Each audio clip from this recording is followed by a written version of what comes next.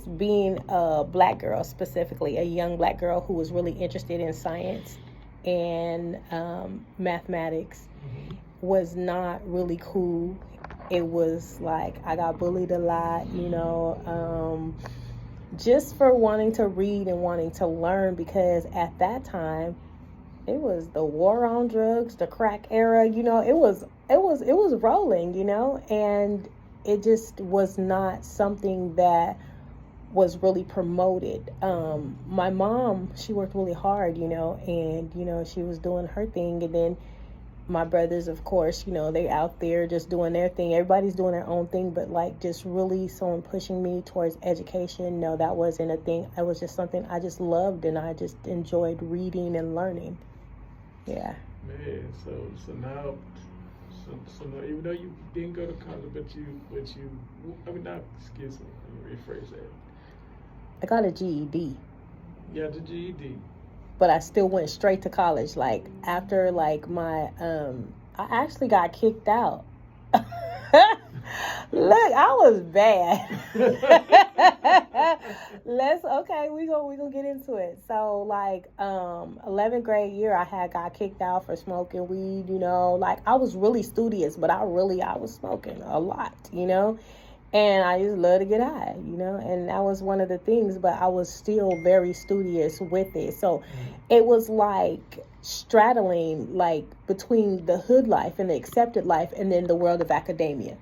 And that was kind of the fence that I had straddled for a very long time. Very long time. So would you say that where you grew up was the type of environment that you adapted to?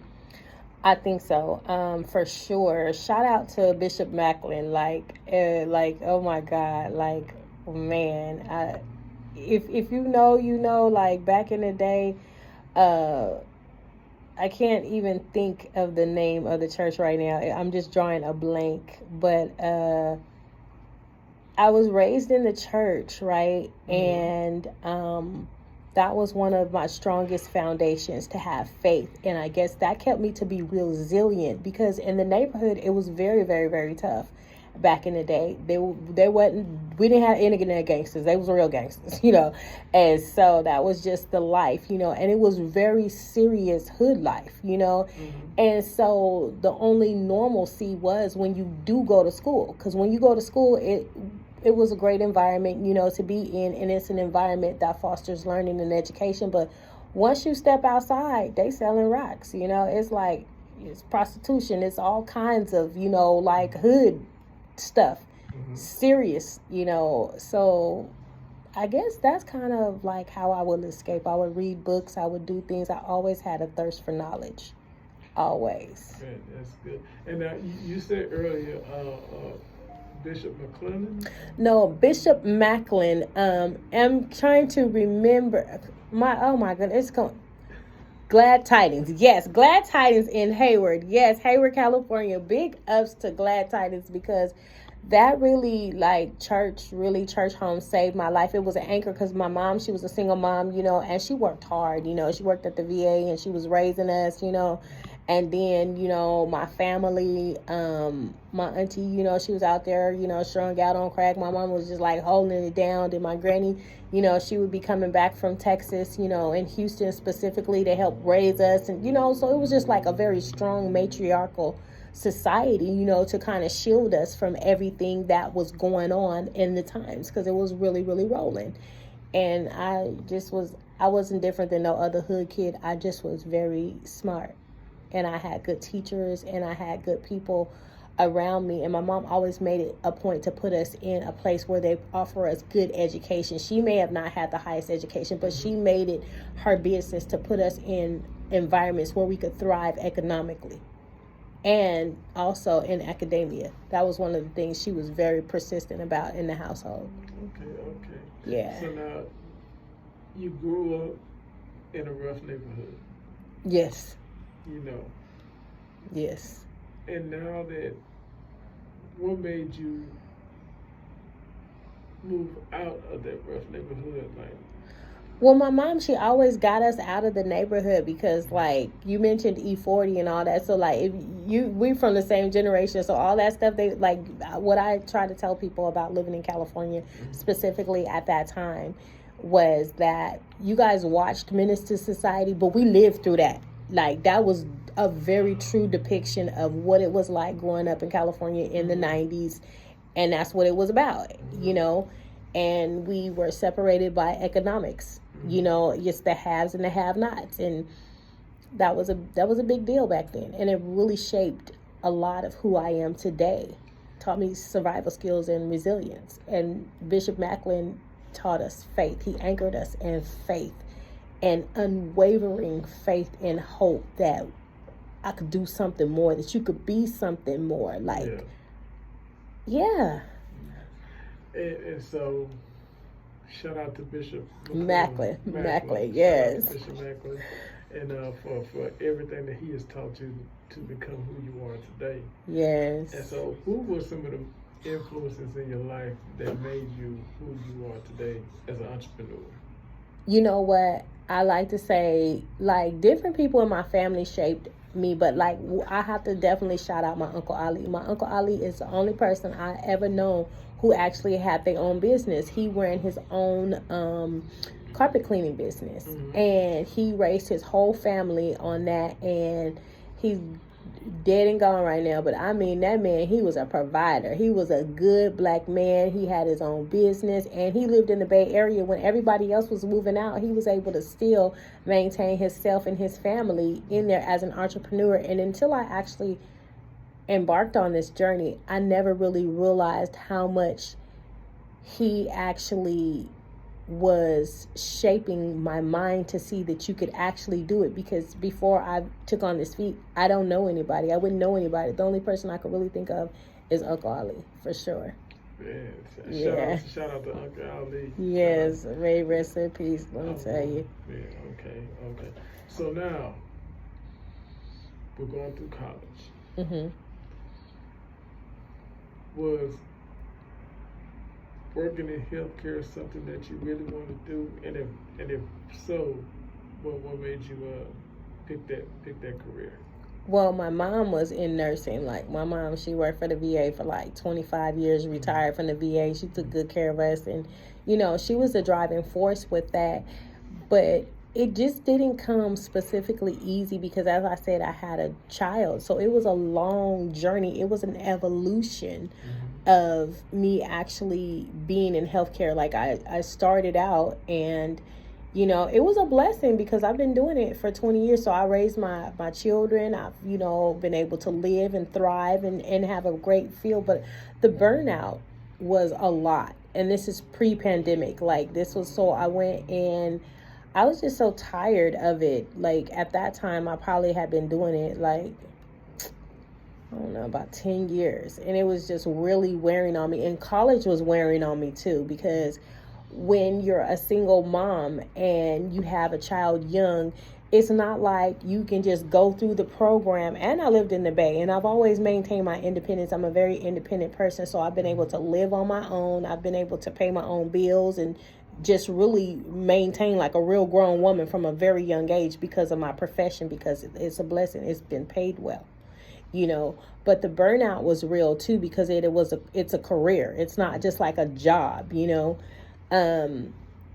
So with that, I actually shout out to freaking, Lord forgive me, I shouldn't even say freaking, but the utmost respect to President Bush.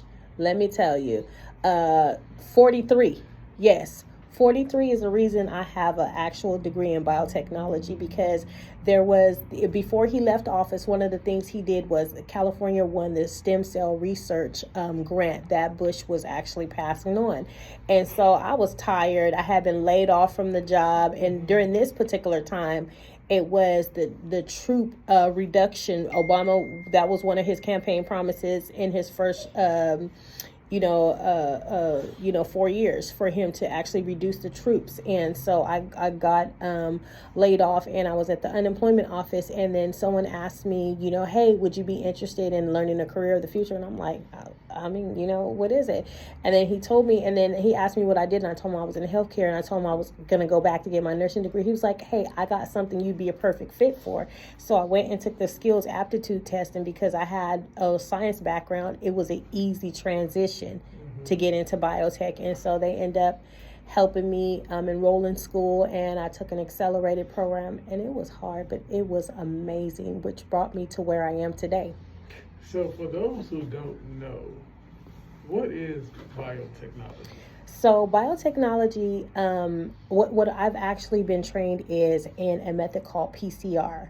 PCR, polymerase chain reaction. So what that is essentially is we're going to isolate to take a double helix, that's a whole actual gene, right? That the two the bands are actually on. You're going to unwind them, then you're going to separate them, actually look at them, isolate one particular gene, remove it, and then put something else in from a cross species, such as, like, I worked for Genentech. So at that time, it was like a hedgehog gene that was very similar to a human genome, which is one single gene. And when you put it into the genome, it actually was able to help the cancer process and actually be receptive to this particular treatment. So as a way to help Big Pharma treat drugs of the future and just our future period, because I don't mean to get on a big bandwagon, but this is one of my brand pillars, is about sustainability. Our resources are going to deplete. God has given us everything that we need in the earth, but the rate of overconsumption, that we overly use our resources, we cannot replenish them at the same rate. So you have a science such as biotechnology where you can actually genetically engineer or modify something, anything, at its genetic level, specifically where my field is beauty, specifically meets biotech. There are, say, to give a serum, a beautiful serum, whatever, however many botanicals it would take specifically to make one bottle. Say maybe it might take, say, 1,500, but that's one bottle. How many people does it take to pick that 1,500 for that one bottle? But at the rate of consumption, when you're selling thousands and millions of these bottles every day that people are using. Now, how fast can we actually, our land, replenish this at the rate of consumption that we as consumers are actually using it? So that's why this particular technology is amazing, and it is good, and it will help us, and it does help us. So it's the technology of the future, because it's relatively new. That's how I came in to be a biotechnician, because they needed actually trained technicians to be able to carry out this new way that Big Pharma was actually going to do it. So at the time I got it, it was probably only 50 years old. So this particular science is probably maybe about 65 years, because I've been a biotechnologist for maybe about 15 years now. Okay. Yeah. Okay. Man, so biotechnology. Yeah. And so now you're doing biotechnology, and you've been doing it for years. Well, I had did it specifically. I trained for 2 years. I actually worked in the field for like a year and a half, and then I came here, and the industry still was relatively new, and they didn't have any things, and they were like, oh, well, you know what, you could be like a geotech. That's like where I would synthesize like chemistry, like rocks and different things like that, at a level of mass, or I don't want to get too complicated, but it's like a scientific process where I would duplicate certain things. But my training is in biologics, because I'm from healthcare, so I'm used to working with blood, semen, and all these other types of things. So that's my thing, right? But because of my training, I actually have the science and the laboratory techniques that I was able to transition myself to actually teach myself how to work with raw materials and different things, because I make solutions and all this other kind of stuff. And I was just able to actually easily adapt to formulating natural cosmetics. And that's how I arrived to this. Well, okay. Full circle, right? Okay. Yeah. So now you're doing biotechnology. So from biotechnology to now being an entrepreneur, what made you want to be an entrepreneur now? It was truly the pandemic, and it was a labor of love. Like, I was going through the lockdown like everybody, and then I was a first responder.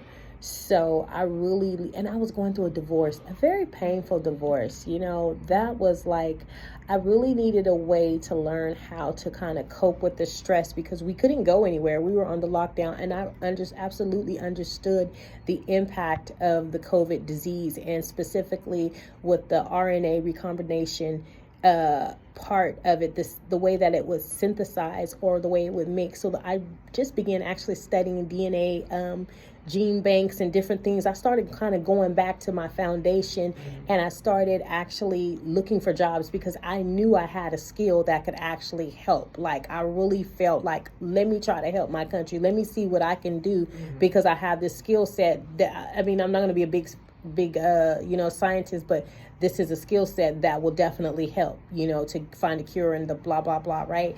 Any little part. And I was applying, but nobody wanted to pay me at the rate that I actually was making as a person in healthcare. And then on top of that, it had been a little while, but I was still up with it, and I was understanding exactly what was going on because I was following closely like everybody else in the world, right? Right. So basically, I made a lane for myself because they wouldn't give me an opportunity, but I had begun to study so much. I just took it back to that nursing, and I fused it to where the integumentary system, which is the skin, I know it very well, and I know other systems very well, but specifically the skin, and like just loving on myself because my cleanliness, my hygiene went through the roof and went up because of the pandemic, because I had little toddlers at the time. So I was very concerned, and I work in the ER, so I was very concerned about keeping myself clean for them. And just, it made me feel so much better, like making bath bombs and face masks and all this stuff to just because I was going through it with my husband, so I needed a way to just love myself and make myself feel better. And my kids then loved the bath bombs and everything, and I just got to formulating and cooking in the kitchen. So I really turned my actual apartment into a lab, and it was like surreal. I moved out of the apartment because at one time, my kids were literally eating in their room on a little table because the whole table, I had a microscope in there. Like, I don't know, because like with the thing with biotech, when you research, you have to really drill all the way down. So at this point, I'm but I'm actually like making serial dilutions of different masks and different things, and I'm actually trying to see the rate of growth of bacteria. I'm testing pH, so I'm making small batches, and I'm just learning, and I'm falling in love with the process, and I'm falling in love with myself, like for real. And everything I'm making, like, my people were just so gracious with me. It wasn't amazing because they would come back. They'll say, well, Ebony, if you could do it just like this, or you could do that. And I would go back and I would always try to improve it. And I just loved it.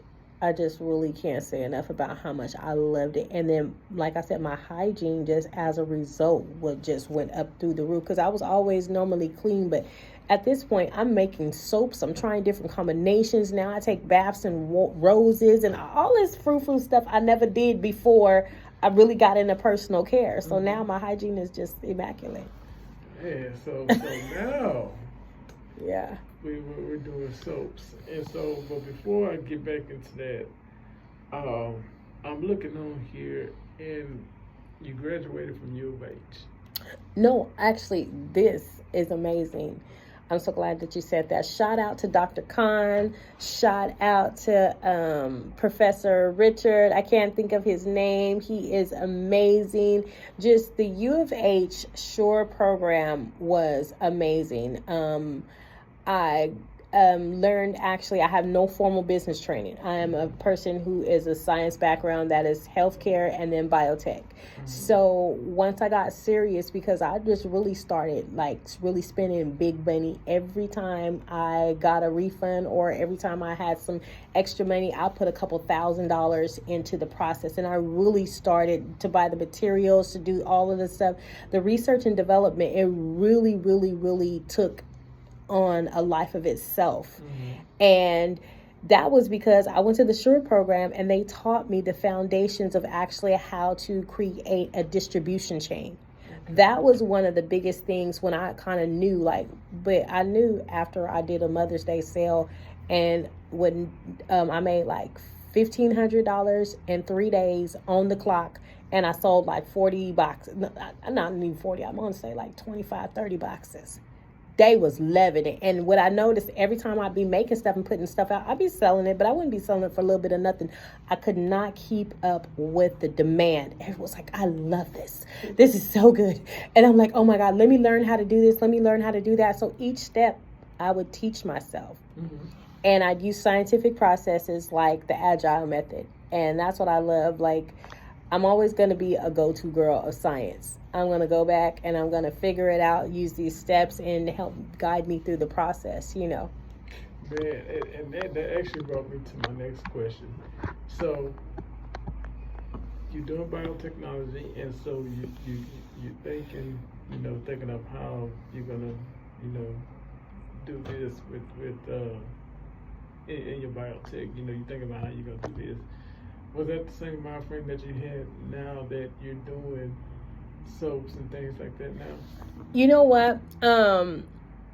I just really realized it kind of like God just kind of took me through ebbs and flows and valleys and stages with it, because in the beginning, I just did it because, for one, my kids needed some sensitive skincare products, and at that point they were rationing stuff at the grocery stores and stuff like that.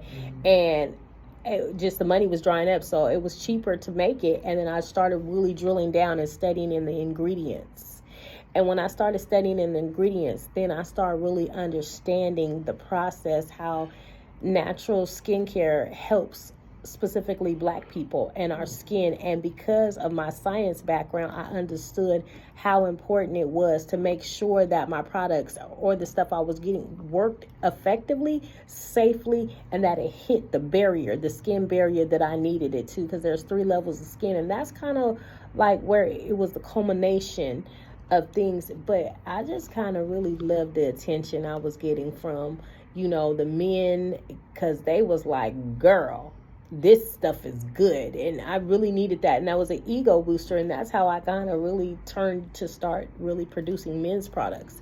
And they liked it. The women were more fickle, but they enjoyed the products. They enjoyed the luxuriating and the feel and everything. But the men were more consistent with buying it.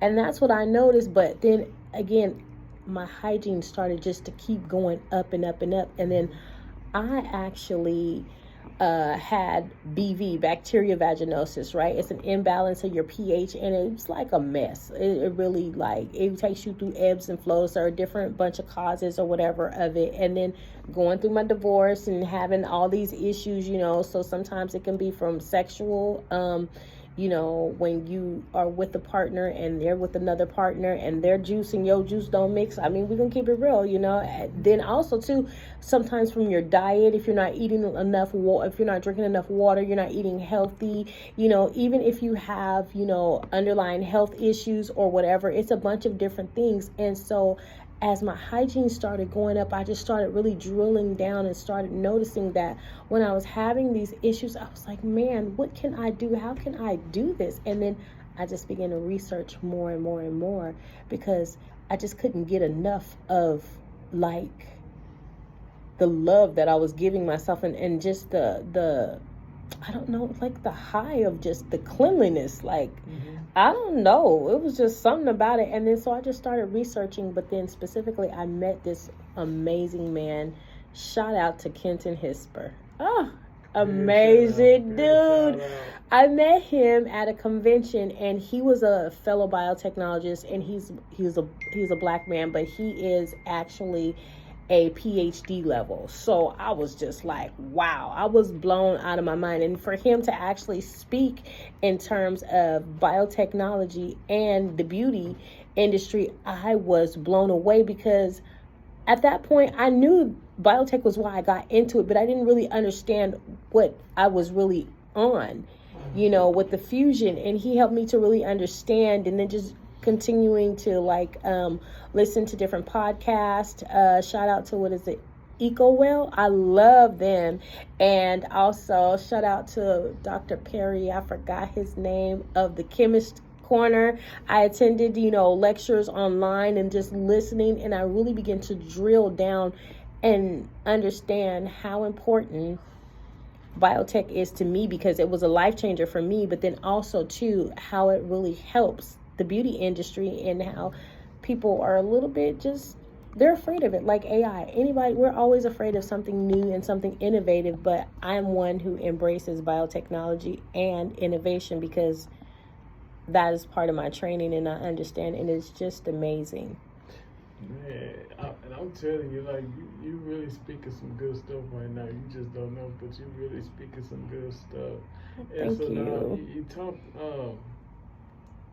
you talked about health for a little bit. Mm-hmm. And so for me right now, I'm actually going on a health journey. God is good. Which is and my friends, they got me on a strict diet, but it's all gonna work out. Yeah. So now you're doing your soaps. Yes. Did you ever think that your business will go as far as it is right now? Wow. That's a good question. I always hoped that it would, but at the same time, I didn't kind of know. I just knew I was healing myself, and I knew once I get involved in and immersed in a process, I just get immersed in it, and I just could not stop. I was always thinking of ways to improve my products and ways to improve my skin, specifically as a Black woman, and I'm maturing, and I'm aging, and I wanted to make sure that my skin was hitting, that I looked good and I felt good, because being in healthcare, I was just in such a stressful pressure cooker environment. So I really needed that other side, just to really love myself and show myself self-care. So I would have not thought that it would arrive this way, because at first I wasn't going to say I was averse to working with women, because that's not the truth, because I love women. But it wasn't until I truly healed my own body from issues I was having for myself that was like, girl, you better get you some of that. Like, girl, because pH is something we really don't talk about, but the men know what it is, the women know what it is. But then one of the things is I want to be honest and open about is a lot of times women mask the symptoms. We use different products out here to mask the symptoms, and you just don't know. You just need to go to the doctor. That's why I'm so excited about this wonderful vaginal care line that now I have actually put together, because you're not going to have to wonder. I'm finna put a testing kit in there. Mama, you think your stuff is off? Go ahead and handle your business, and then you're gonna know if it's off. Then you're gonna know, hey, I need to go to the doctor. None of this is never a substitute not to go to the doctor. It's to help you to be informed and maintain good hygiene, so you can feel good about yourself, and so you can know that you're serving top tier healthy. That's kind of, yeah. That's what it is. I don't care what nobody say. You putting this together, sis, you top tier, and you're feeling really good about yourself, and you're maintaining optimal vaginal health, which is amazing, because what human ain't came up out of vagina? We all have, and you got to take care of it. Yes, you do. And it's just so important, and I, as a woman and a mom of young girls, I am on them. This is so important, because we have to take care of ourselves. And when you take care of yourself, you live longer, you thrive, and you feel better. That's it. So now, What motivates you every day to do what you love to do? Me, because I love looking at myself. I love feeling myself. I love the way it makes me feel. Like, oh my God, like since I've been trialing out these products, I just feel so good because I, just knowing that you're clean, but knowing that you reduced your smell, just knowing that you've done your best, because I feel like women, we put so much out into the world. Whether you're a mom or not, you are a nurturer. Most women are, they nurture whatever it is, and they're going to give it their all, right? But who gives to them? At the end of the day, I feel like that's where I found myself, is forgetting to take care of myself. Mm-hmm. And now my bath ritual is ridiculous. Like, it's a struggle to get ready for work. I mean, because I got to hit my feet. I got to use a dial soap, an antibacterial soap. Then I use a regular soap. I got to use a vaginal wash as well, plus then I got to use like a sugar scrub, and I make my sugar scrub, if and then the lotions, I have to put a lotion on, then I got to put a body splash on, and just all of that. And it makes me feel good every day. And then they're like, oh, she smells good. Well, thank you, because I try. But they don't know that you're using your own product. Yeah, but it didn't turn out that way.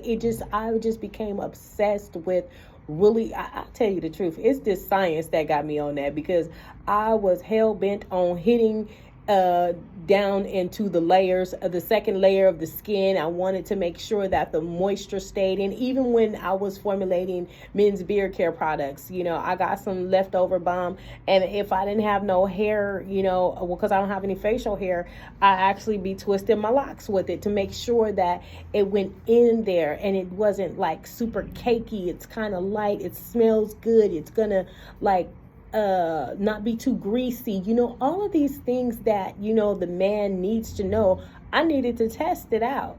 So that's why I just got the making products. That's why I just make a variety of products, and they're around bathing, cleanliness, and all that. And to arrive on this whole vaginal care brand is amazing. I love it. I'm so proud of it, and I'm just excited to bring it to market, Praise God. So yeah. Now, do you still do biotechnology? You know what? I study a lot more. I would like to transition. I've been in talks with a company to do a core technician position. So I'm trusting God, to make the way, because I have my children and different things, so I would love to get back in that lab. I'm not going to lie to you. I love it. But I do a lot of myself, my own stuff. So during the formulations, the calculations, the breaking it down, making sure that I'm following good GMP, good manufacturing practices, record keeping, documentation. These skills that I learned core are skills that I actually use in my business. Okay. So now, let's say you're working on a soap for men. Let's just say you're working on a soap for men. And so you make the soap. And after you make the soap, do you have a team to where you ask your team, do y'all think I should put this out? Do you think I should not put this out? No, I don't have a team. Usually what happens, this is cool. I'm glad you asked this. Usually what happens is my guys, they'll tell me what they want. Oh. That's what that's how I really get. That's why I start making so many products and different soap, because I only use certain core ingredients, and that's like a goat's milk base, or that's going to be a oatmeal base, pretty much. I can make cold pressed soap, and it takes longer, but since I got the little ones and that causes me to use heavier chemicals, I try to stay away from that. So because it's lye and all that kind of stuff, and it's in my house, but I could do it. But Usually, to answer your question, the men tell me, oh, well, I want this, I want that. And then so I'm like, okay. And then I'll say, well, give me a couple of days. And then I'll buy the stuff and I'll make it. They're like, oh, I love it. So it's been cool. It's been great. So now, what's the difference between regular soap like Irish Spring or Dove? What's the difference between that soap to your soap? Okay, so the biggest difference is one is natural grade soap and the other one is processed, right? So like the Irish Springs and the Dials, these are going to be a cold processed soap. Okay. So these are going to be made with like lyes and different chemicals and everything, which are good and they're not bad at all. So I'm not, because I love a good Irish Spring and I love a good Dove, okay? But natural soap are just like a lot more clean, and that's kind of the area that I'm in is called clean beauty. So it's going to be just a base soap, a melt and pour base soap or whatever, where the saponification and all that other kind of stuff is already done, and it's just cleaner, meaning in terms of the ingredients, it's less ingredients. And so like one is softer, like I don't know, it's all on people's preference, what they prefer. But it's what are the additives in the soap and what are you trying to accomplish with the soap? That's the biggest thing. Okay. So now you're an entrepreneur. Yes. And being an entrepreneur, you go through some ups and downs. Definitely. So yep. What are some of the ups and downs in being an entrepreneur, especially in the field that you're in? Let me keep it real and let's be transparent. It is a spiritual endeavor because you have to feel like David when he was in the cave and he was being sought by Saul, because it's going to be so much stuff that's going to come up against you, specifically like funding, lack of resources, lack of access to the right teams and the right people. All of these things you have to work through, but you have to hold on and you have to trust God and say, God, even though they slay me, I'll still trust you. That's what I've been doing this whole time. I've been wanting to launch, like, oh my God, I wanted to launch. I was talking to my people. I'm like, oh, I'm about to do this. I'm about to do that. And I really was getting into, because I think my business evolves as I evolve as a person. And so now I'm more into myself, and that's why I'm all doing the vaginal care. But at the same time, I was over the divorce. I was over all of that. So I was in a more romantic mood. And I was like, yes, let me do some intimates. Let me do some things that's bringing couples together. Because I love love, But love just wasn't kind to me. But I was ready, And I'm getting my people together and doing everything. And you know what happened? My car broke down. Like, for real. Like, car broke down, like, real bad. Like, to where the repair was going to be the cost of a down payment or another vehicle. Oh, wow. And that has often happened on the journey, specifically when you don't have enough resources and when you're actually bootstrapping like I am. I'll put in, a couple thousand at a time, and then I'll work that out, then have to figure something out. But at each step, you have to learn, and you have to be willing to be flexible. I think that's the most important thing. If I could tell any entrepreneur, be flexible. And then also understand that you solely exist for your customers. I had to learn that early. I was like, oh, I want to do this, I want to do that. But it wasn't about what I wanted. It was, what do your customers want? Because they are the consumers of your product. And how can I actually serve my customers in a way that I can be happy with and they will just actually love what I'm putting out? You have to fall in love with loving your customer. And also you have to fall in love with your product that you put out too as well. I would hope so, but maybe yes, maybe no. But the consumer is really about the consumer. What does the consumer need? How am I solving a problem for them? Like, I solved my own problem with my pH and everything else. And then, also, with the bikini, with the hyperpigmentation or whatever. So I was making products and I really wanted to make sure that I had access to high quality, top grade products for everyone. And then also, I could not do the testing that actually needed to be done within my home. I had to be realize also when you're over your head. Realize when you need to ask for help and look for other resources, and that's kind of what I've been doing too as well. Okay. So now you got kids.